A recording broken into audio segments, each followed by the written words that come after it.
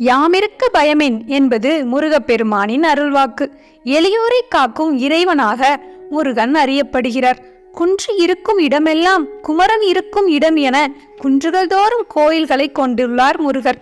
அத்தகைய முருகப்பெருமான் பிறப்பை பற்றி புராண கதைகள் என்ன சொல்கிறது என்பதை அறிந்து கொள்ளலாம். முருகப்பெருமான் தமிழர்களின் ஒப்பற்ற தெய்வமாவார். தொல்காப்பியரின் கூற்றுப்படி தொன்மையான தமிழர்களின் ஐந்திணை வழிபாடுகளில் முருகன் சேயோனாக வருகிறார். சேயோன் குறிஞ்சி நிலத்தின் தலைவராவார்.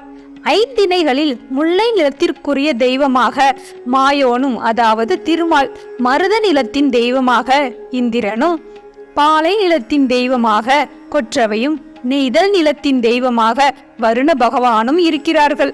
இருந்தாலும் முருகனை அதிகம் வழிபடுபவர்கள் தமிழர்களாகவே இருப்பதால் இக்காலத்தில் அவரை தமிழ் கடவுள் என்று அடையாளப்படுத்துகிறார்கள். முருக என்றால் தமிழில் அழகு என்று பொருள்.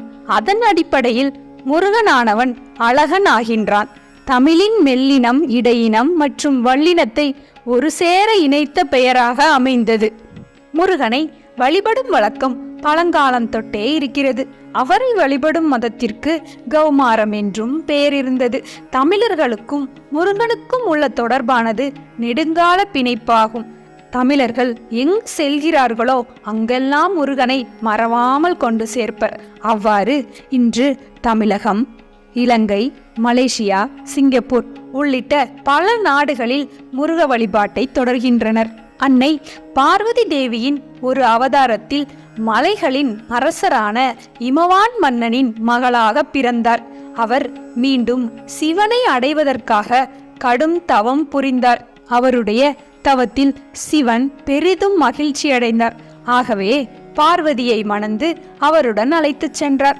அவர்கள் இருவரும் கந்தமாதான பர்வதத்தில் தங்கினர். அங்கு சில நாட்கள் தங்களுடைய மனவாழ்வினை கழித்தார்கள். அதன் பின்பு சிவபெருமான் ஆழ்ந்த தியானத்தை மேற்கொண்டார். அப்போது பார்வதி அவருக்கு சேவை செய்வதையே தனது பக்தியாக நினைத்து அவருக்கு அனைத்து சேவைகளையும் செய்தார். அந்த நேரத்தில் அசுரகுல அரசரான சூரபத்மன் மற்ற அனைத்து தேவர்களையும் சிறைபிடித்து கைது செய்தார். வானுலகம் வெறிச்சோடி இருந்தது. 3 உலகங்களிலும் பேய்களின் ஆட்சி நடந்தது. அரக்கர்கள் சிறையில் தள்ளப்பட்ட தேவர்களை கொடுமை செய்தனர். அந்த துயரங்களுக்கு உள்ளான சமயத்தில் பார்வதியின் முந்தைய அவதாரமான சதியின் தந்தை தட்சன் யாகம் நடத்தினார். அதற்கு பார்வதியை அழைத்தார். ஆனால் சிவபெருமானை அழைக்கவில்லை. இறுதியாக தேவர்கள் நொந்து போய் பிரம்மன் மற்றும் திருமாலிடம் தோன்றி தங்கள் பிரச்சனைகளை கூறி நீங்கள் தலையிட்டு ஏதாவது செய்ய வேண்டும் என்று வேண்டினர். அசுரர்களுக்கு கிடைத்த அற்புத வரத்தின் காரணமாக அவர்களை சிவபெருமானின் சக்தியை தவிர வேற எந்த சக்தியாலும் அழிக்க முடியாது என்று அவர்களிடம் பரிந்துரைத்தனர். ஆதலால் சிவபெருமானும் பார்வதி அம்மையும் ஒரு குழந்தையை பெற வேண்டும். சிவபெருமான் தியானத்தில் இருப்பதால் பார்வதியின் மீது ஈர்ப்பை ஏற்படுத்த வேண்டிய தேவை இருந்தது. அவர்கள் ஒரு விசித்திரமான யோசனையை நடைமுறைப்படுத்த ஆயத்தமாகினர். காதலின் கடவுளான மன்மதனை அணுகி சிவபெருமானின் கவனத்தை அவருக்கு சேவை செய்து கொண்டிருக்கும் பார்வதியின் மீது காம பார்வையாக விழ வைக்க வேண்டும் என்று கோரிக்கை வைத்தனர். மன்மதனும் அவர்களின் கோரிக்கையை ஏற்று கந்தமாதான பார்வதிக்கு சென்றார். மன்மதனும் அவர்களின் கோரிக்கையை ஏற்று கந்தமாதான பர்வதத்திற்கு சென்றார். அங்கு அவர் தனது வில்லிலிருந்து காதலை தூண்டும் அம்புகளை சிவபெருமானை நோக்கி எய்தினார். அவை தனது தவத்திற்கு ஏற்பட்ட தொந்தரவாக கருதி கோபமடைந்த சிவன் தன்னுடைய 3வது கண்ணை திறந்தார். அதனால் வெளியே வந்த தீப்பிழம்புகள் மன்மதனை சாம்பலாக பொசுக்கின. இதனால் அதிர்ச்சி அடைந்த அனைத்து தேவர்களும் சிவபெருமானை அமைதிப்படுத்த வழிபாடு செய்து தங்களுக்கு நேர்ந்த இன்னல்களை தெரிவித்து எங்களுக்கு உதவுவதற்காகத்தான் மன்மதன் இவ்வாறு செய்ததாக மன்னிப்பு கோரினர். இதனால் சிவபெருமான் மனமிறங்கி மன்மதன் யார் கண்ணுக்கும் தெரியாமல் இருப்பாய் என்ற சாபத்துடன் மன்மதனுக்கு உயிர் கொடுத்தார். மன்மதனை எரித்த அந்த 6 தீப்பொறிகள் சரவண பொய்கைக்கு அக்னி பகவானால் கொண்டு செல்லப்பட்டன. அங்கு அந்த 6 தீப்பொறிகளும் அழகிய 6 குழந்தைகளாக வடிவம் பெற்றிருந்தன. அந்த 6 குழந்தைகளும் 6 கார்த்திகை பெண்களின் பராமரிப்பில் வளர்க்கப்பட்டன. ஒருமுறை சிவபெருமானும் பார்வதி அம்மையாரும் அந்த சரவண பொய்கைக்கு வந்திருந்தனர்.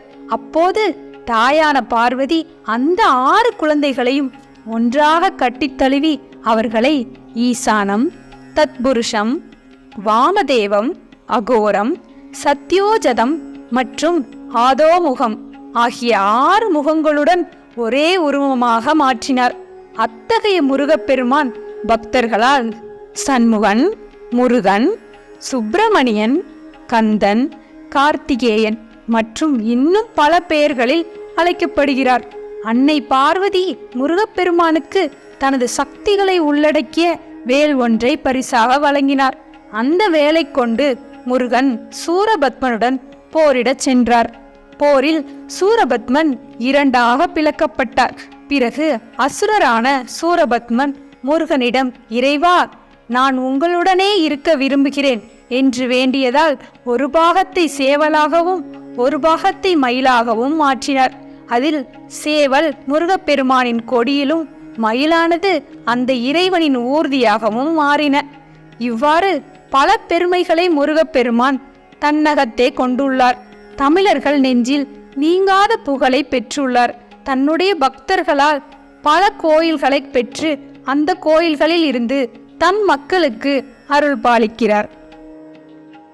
நண்பர்களே, இந்த பதிவு உங்களுக்கு பிடித்திருந்தால் எங்கள் சேனலுக்கு சப்ஸ்கிரைப் செய்யவும், லைக் செய்யவும் மறக்காதீர்கள். நன்றி. அடுத்த காணொளியில் சந்திப்போம். முருகனின் அருளுடன் உங்கள் வாழ்க்கை சிறக்கட்டும்.